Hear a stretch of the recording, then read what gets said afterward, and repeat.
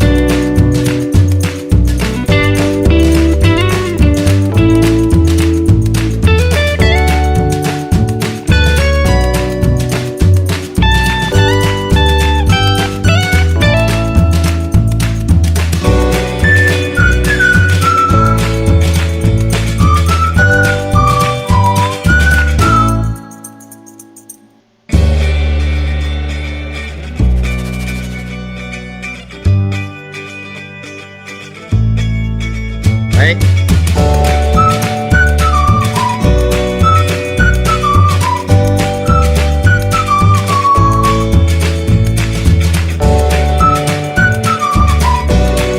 Ya, kita akan coba berangkat dari sini Bapak Ibu.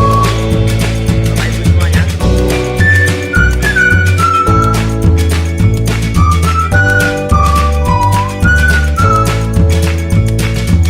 Baik, kita akan berangkat.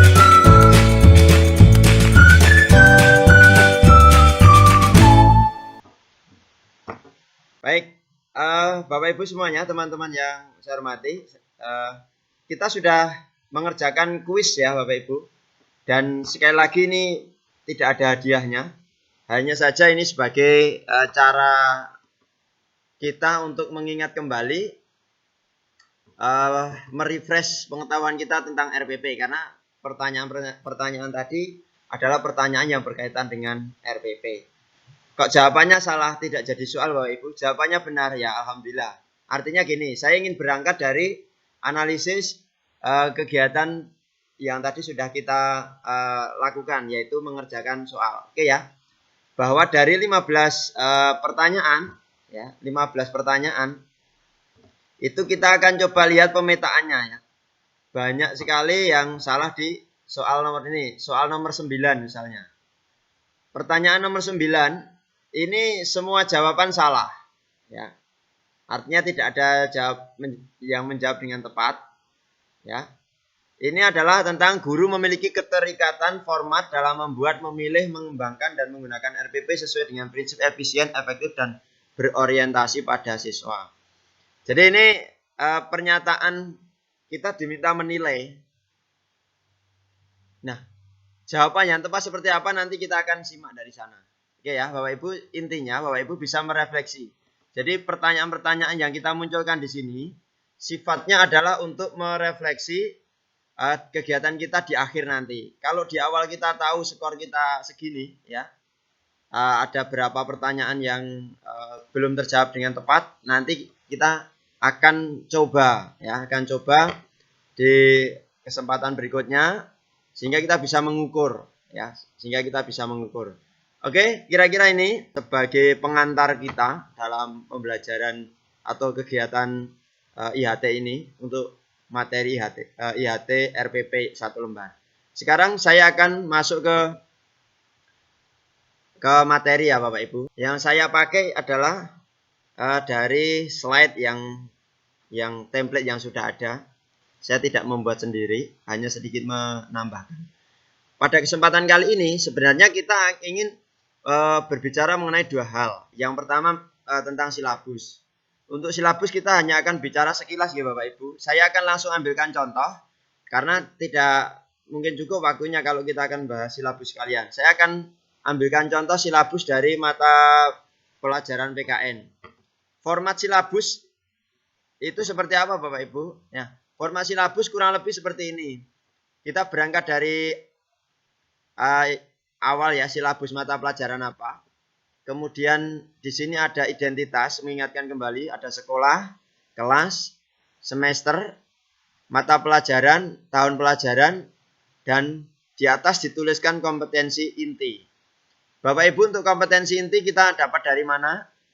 Ini kita tidak membuat sendiri, melainkan kompetensi inti ini kita ambilkan dari peraturan menteri yang sebelumnya berada di Permen 24 2016, tetapi kemarin sudah disampaikan oleh pembicara yang sudah itu Bu Darwanti bahwasanya ada peraturan menteri yang baru ya, Permen 37.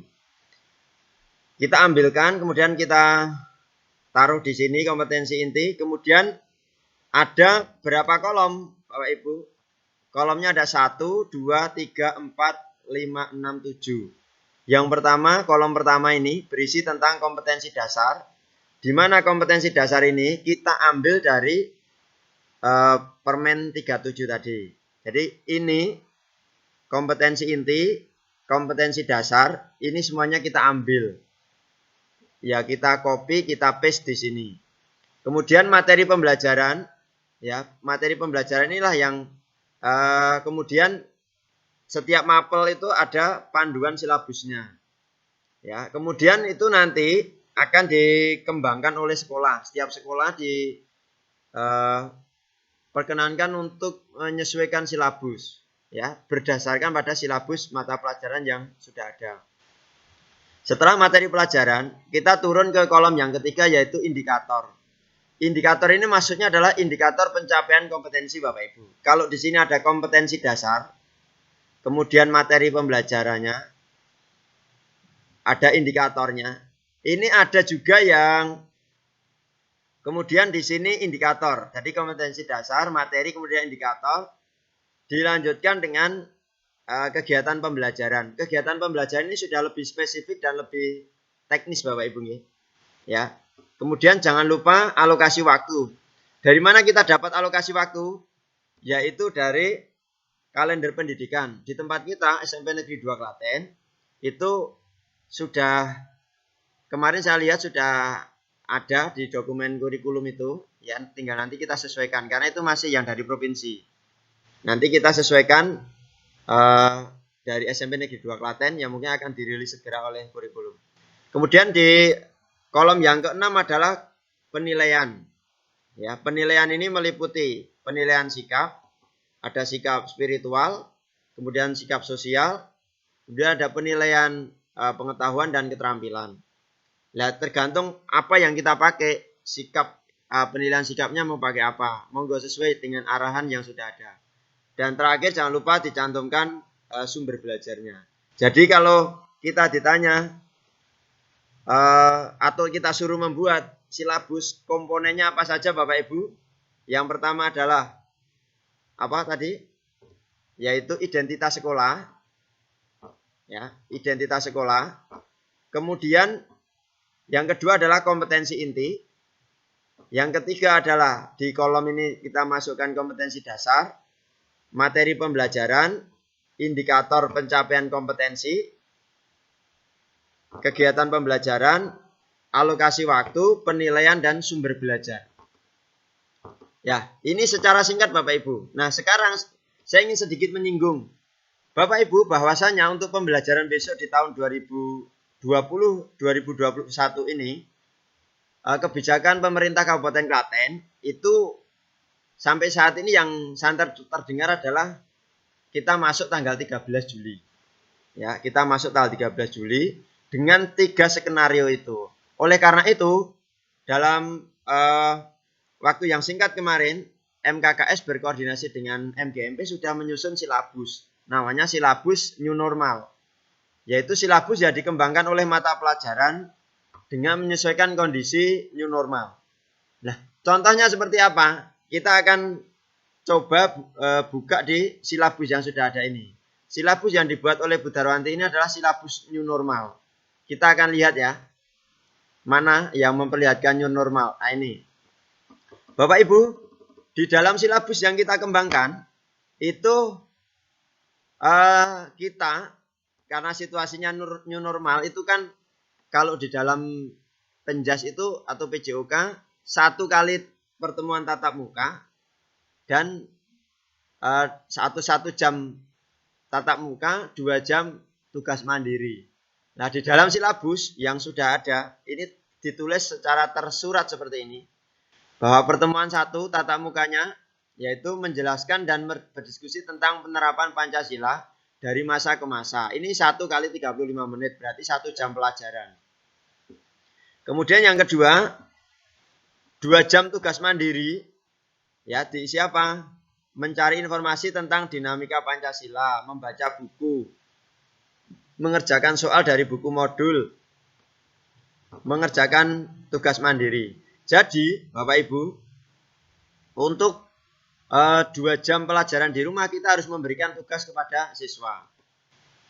Karena kalau asumsinya seminggu masuk 1 kali, maka dia hanya datang ke sekolah 1 kali, selebihnya dia belajar di rumah. Oleh karena itu, di sini dituliskan tugas mandiri.